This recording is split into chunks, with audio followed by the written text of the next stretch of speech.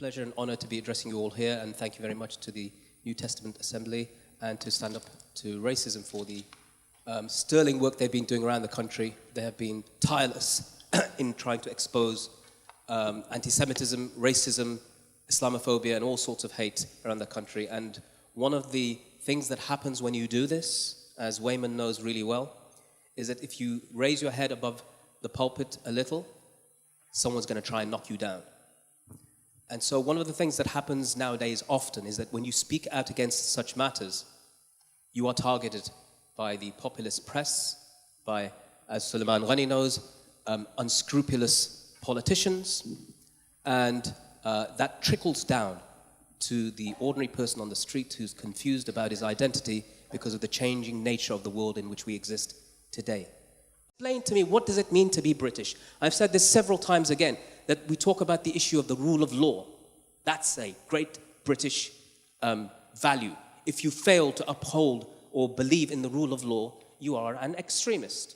Well, should we ask Shakar Omar, where was the rule of law for 14 years?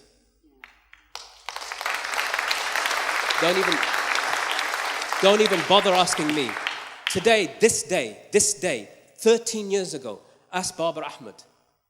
13 years ago, they entered, the police stormed into his house, beat him up physically, pushed his head onto the ground, and said, "Where is your God now?"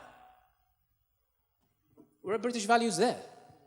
What happened to the British values? What happened to the accountability? And in fact, the story about all of this really is that what we've been trying to do, myself, my organization, Cage, the individuals here and beyond, is do the one thing that our politicians absolutely detest, except for the few who have some morals, and that is to be accountable.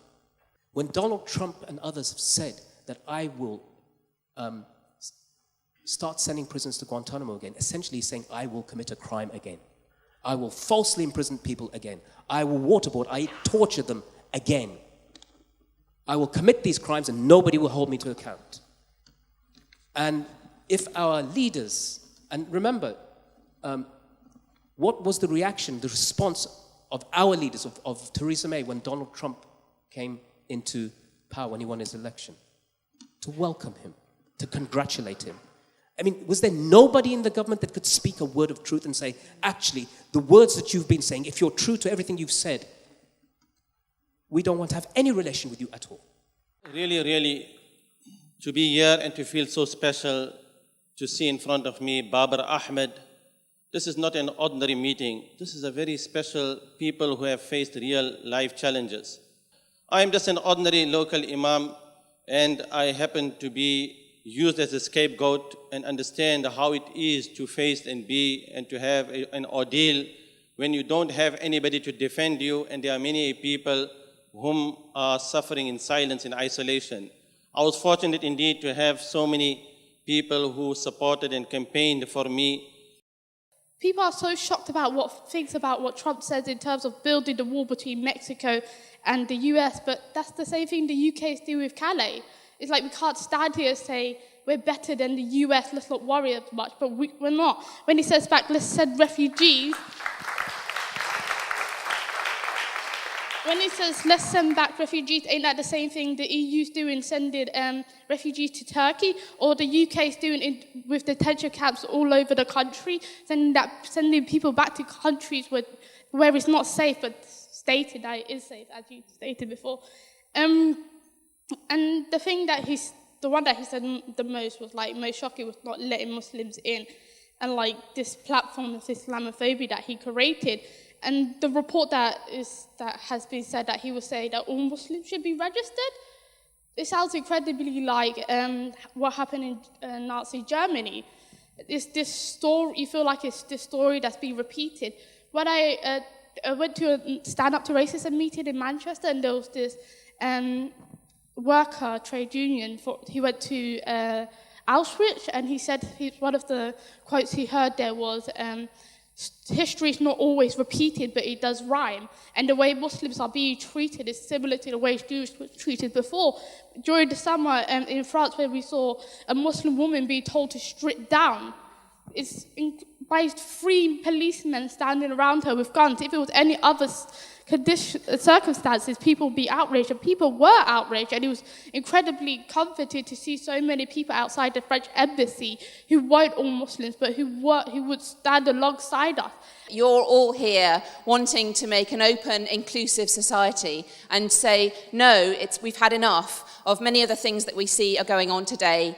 Just now I was in Tesco's getting my supper and I caught a glimpse of the Daily Mail headline and I thought, this is something we're facing every day. There is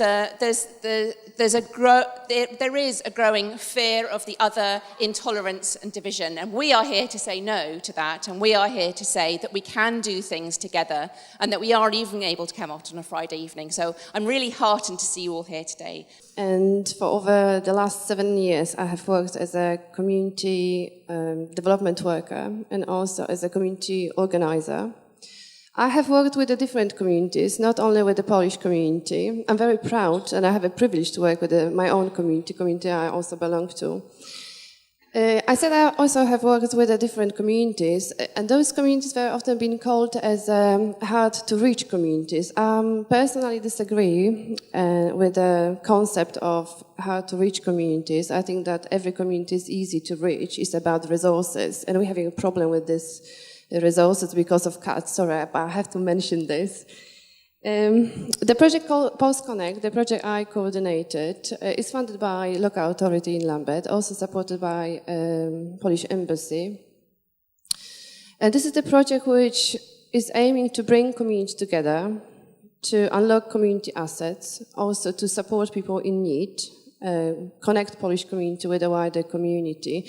And this is why we've been very successful. I don't want to bore you with our successes, but this is why we also joined the Stand Up Against Racism campaign, Stand Up to Racism campaign, because we really want to make sure that every single Polish-speaking community member feels safe, not only in Lambeth, across the country. We also want to help people. It's not about helping Poles, it's helping people in need. That's why we also collect aid for refugees in Calais. And now we see people think of the problems that Afghans face at the moment in Afghanistan as if there's nothing going on, or as if Afghanistan is safe. Hundreds of thousands of Afghans are now told or forced to return to Afghanistan. And it's quite disappointing and quite sad that the UN, the European Union, as well as some other countries in the Afghan region are now saying that Afghanistan is safe. They categorize Afghanistan into a safe zone. And it's quite, laughable. Because I have been there, we've seen the news, what was really happening with Afghans. The Taliban are now more powerful, stronger than ever before, and since the war started after the collapse of the Taliban in 2011.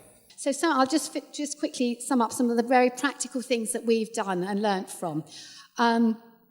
Oyster cards. We collect Oyster cards, people buy them, and we distribute them to via the social workers to anyone who's a refugee or is fighting for immigration status, asylum seekers, and it means they've got a bit of power to travel around. Secondly, wearing badges really matters. To be honest, I only wore one because somebody bullied me to wear it. But I can't tell you the number of people in Merton who, when I'm falling asleep in Morden at the end of the Northern Line, go, I like your badge. Where did you get your badge? And we get into a story, and because we have a simple name, Merton Welcomes Refugees, Google it. It takes you to the homepage, and it gives you lists of things you can do or things that you might want to do. So do wear badges, collect Oyster cards, and tell human stories. And I'll just finish by saying we want to, in the darkest days of apartheid in South Africa, the ANC was dependent on people building scaffolds of networks, supporting, helping, looking after children,